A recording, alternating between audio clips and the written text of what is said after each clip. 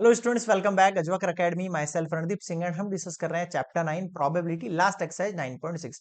तो question number 1 से start करेंगे। 8 पार्ट दे रखे हैं, 8 सॉल्यूशन है, तो अपन उसको 4 में डिवाइड करेंगे। तो 2 लेक्चर बनाएंगे इसके, 4 अलग। ठीक है, तो चलिए फर्स्ट देखो क्या कह रहा है आपको। प्रोबेबिलिटी निकालनी है व्हेन z लेस देन 1.9। तो मैंने बताया था जब भी इस तरीके से लेस देन वाली सिचुएशन हो तो आपको डायरेक्टली यहाँ पर f 1.9 लिखना है। ठीक है, अब ये 1.9 की वैल्यू कहाँ ढूंढेंगे अपन? टेबल में। तो टेबल में चले अपन इसकी।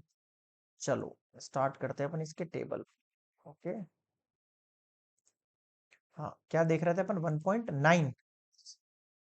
तो क्या है ये? देखो 1.9 है, और इसके सामने वाला ये है 0.00 वाला कॉलम है। ये कौन सा है? 0.00 वाला कॉलम है, फर्स्ट वाला। तो वो पकड़ेंगे अपन। क्यों पकड़ेंगे बताता हूँ। 1.9 है, पीछे को वैल्यू नहीं, जीरो मान लिया।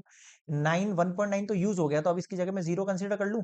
यानी फिर 0.00 वाला आपको कॉलम पकड़ना है, 1.9 वाला रो पकड़ना है। तो आंसर कितना हो गया? 0.9713 हो गया। अब लिख देता हूँ मैं यहाँ पर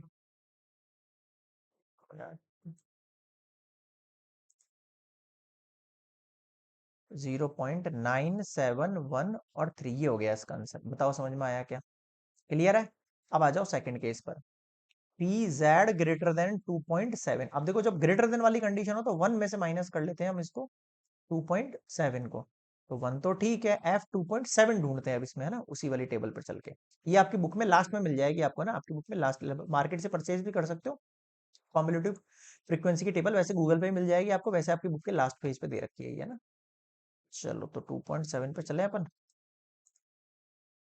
ये आ गया अपन 2.7। फिर यहाँ पर 0.00 वाली कॉलम पकड़ेंगे तो ये हो गया 0.9965।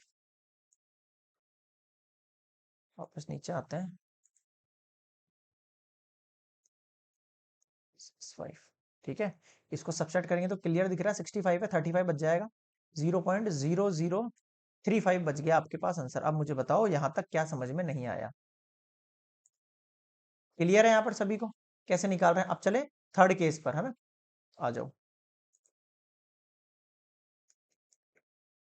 थर्ड आ गया आपका पी जेड लेस देन -0.84। तो लेस देन है वो तो ठीक है, कोई दिक्कत वाली बात नहीं है, बट यहाँ पर वैल्यू क्या आ गई? नेगेटिव में आ गई है। तो सबसे पहले तो मैं यहाँ पर एफ लिखूंगा -0.84। यहाँ तक ठीक है, लेकिन जब नेगेटिव का साइन हो तो फिर 1 माइनस एफ 0.84 करना पड़ेगा अपन को। समझ रहे हो क्या कहना चाह रहा हूँ? अब इसकी वैल्यू ढूंढो 0.84 की। आ जाओ फिर से टेबल पर। 0.84 है ना।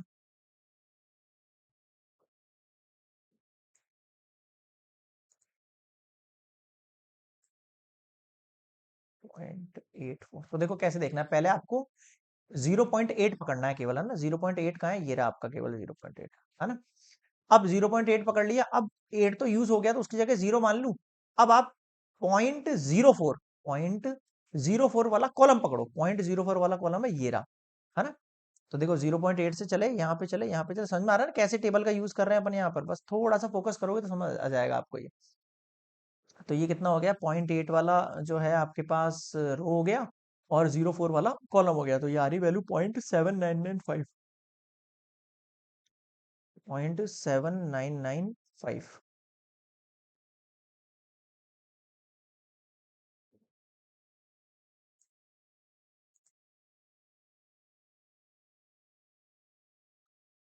ठीक है, अब इसको सबसेट कर दो। इसमें से 1.0000 0.7995। 1 से कैरी दिया 10, 10 से कैरी दिया 9 में 7 गया 2, 10 9 0 10 5।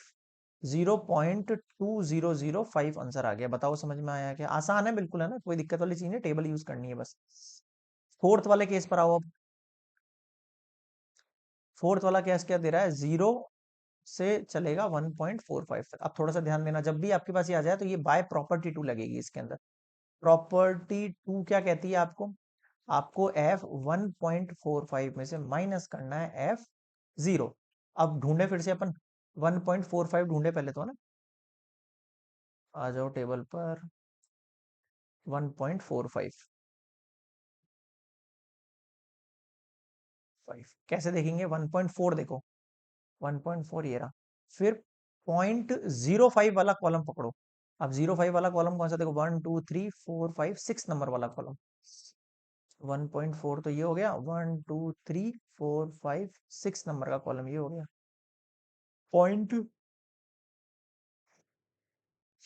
एक्सक्यूज 0.9265 हो गया ये तो, है ना। और क्या था, जीरो।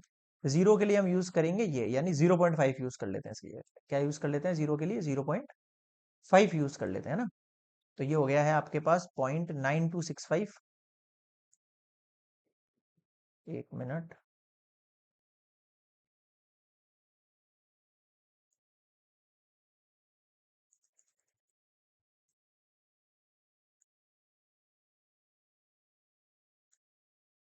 0 और ये हो गया माइनस में 0.5, पीछे मैं जीरो लगा सकता हूँ इसके ताकि सब्सट्रैक्ट हो जाए। अब देखो 0.9265, 0.5 ट्रिपल जीरो, ये 5 हुआ, ये 6 हुआ, ये 2 हुआ, ये 4 हुआ, कितना आ गया, 0.4265 आ गया। बताओ समझ में आया क्या?